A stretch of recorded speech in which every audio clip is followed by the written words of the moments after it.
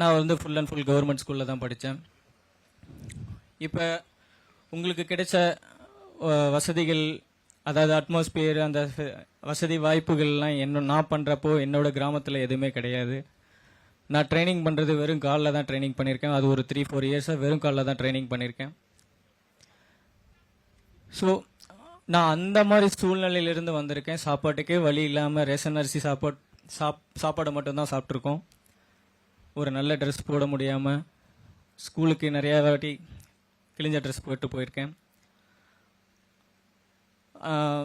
காலையில் சாப்பிடாம மத்தியானம் சத்துணவு அதில் சாப்பிட்ருக்கேன். ஸோ இந்த மாதிரி சூழ்நிலையிலேருந்து ஒரு இவ்வளோ பெரிய தூரத்துக்கு என்னால் வர முடியும்னா, உங்களுக்கு இவ்வளோ வசதிகள் அரேஞ்ச் பண்ணி கொடுத்து, உங்களுக்கு இவ்வளோ வழிகாட்டியாக எல்லா இடத்துலையும் ஒருத்தர் இருக்கிறப்போ உங்களால் ஏன் சாதிக்க முடியாது? உங்கள் மேலே நீங்கள் நம்பிக்கை வச்சா மட்டும்தான் அடுத்த நிலைக்கு போக முடியும்.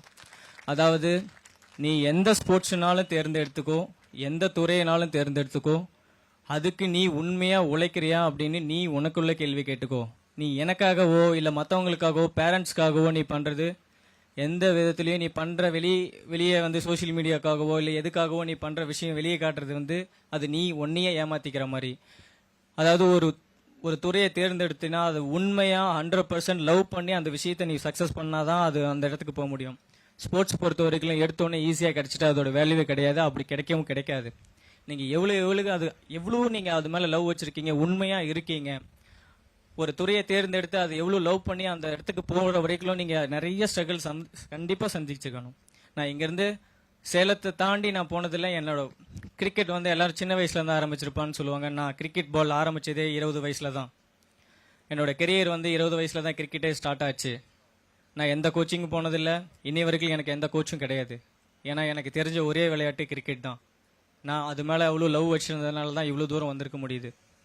ஸோ நீங்கள் எந்த துறையினாலும் தேர்ந்தெடுங்க, அதுக்கு உண்மையாக உழைங்க. அதாவது ஊரில் நிறையா விஷயங்கள், அதாவது நம்ம டிஸ்ட்ரிக்ஸில், வில்லேஜில், கிராமப்புறங்களில் நிறைய பேர் மட்டம் தட்டிக்கிட்டு தான் இருப்பாங்க. நீ எந்த ஒரு புது விஷயத்தை நீ ட்ரை பண்ணாலும் கூட இருக்கிறவங்களும் சரி இல்லை உறவினர்களும் சரி யாராக இருந்தாலும் உன்னை மோட்டிவேட் பண்ண மாட்டாங்க. எல்லாம் டிஸ்கரேஜ் தான் பண்ணுவாங்க. என்னையும் அப்படி தான் பண்ணாங்க. ஏன்னா 5 பேர் வச்சு வாழ்ந்துட்டு இருக்க, 5 பேர் உனக்கு பின்னாடி இருக்காங்க, 4 பேர் இருக்காங்க, நீ தான் மூத்த பையன் பார்த்துக்கணும், நீ இப்படி இருக்க, நீ அதெல்லாம் ஒன்றும் சாதிக்க முடியாது அப்படின்னு சொன்னவங்க. அதே பர்சன் இன்னைக்கு வந்து கண்டிப்பாக அவனால் முடிஞ்சிருக்க அன்னைக்கே தெரியும் அப்படின்ற மாற்றி பேசக்கூடிய சூழ்நிலை நம்ம கிராமத்தில் இருக்கு. எல்லாருமே மட்டம் தட்டக்கூடியவங்க தான்.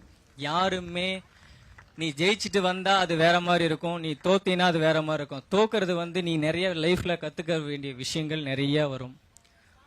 ஸோ உன்னோட கோலை நோக்கி நீ கண்ணை முடிக்கிட்டு போ. என்றைக்குமே என்னை சுற்றி நல்ல நண்பர்கள் இருப்பாங்க, என்றைக்குமே மோட்டிவேட் பண்ணுறவங்க. எந்த சூழ்நிலையிலையும் நீ ஒரு விஷயத்தை தேர்ந்தெடுத்து அதில் சக்ஸஸ் ஆகலைன்னா அந்த டைமில் உனக்கு தோல் கொடுத்து உனக்கு மோட்டிவேட் பண்ணுறாங்க பற்றி அவங்க லைஃப் லாங் வருவாங்க. உன்னோட எவ்வளோ உயரத்துக்கு போனாலும் உன்னோட தப்பை வந்து சுட்டி காட்டக்கூடிய அவங்க தான்.